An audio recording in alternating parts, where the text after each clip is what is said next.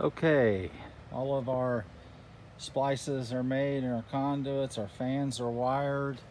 We're coming all the way up here into our relay box, our 220 to the fans going out on the top side, our 220 from the breaker panel. We got the breakers in now. This would be fans 1 and 2, 3 and 4. You can see I've got that breaker on, so this actually is hot on 3 and 4.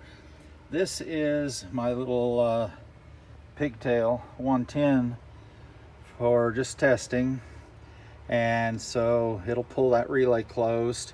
This simulates a closed from the thermostat, but I don't have that circuit wired. That's next. So now we'll test it here. We'll plug this in. Doing this while videoing is a challenge. You'll hear the relays click. Relays have clicked. 2 fans down there, 3 and 4 running. 1 is still running on 110. Those motors can be wired for 110 or 220.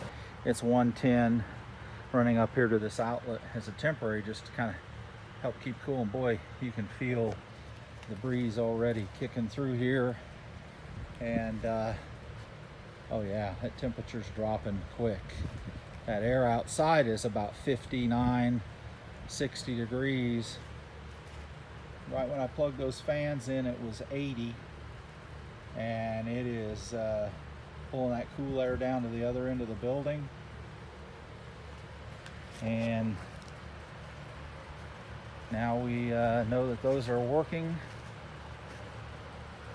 That fan actually didn't have a motor in it.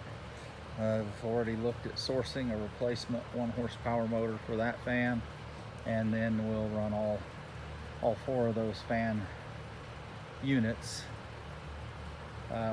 Probably won't need that last one until next summer at this point, but success.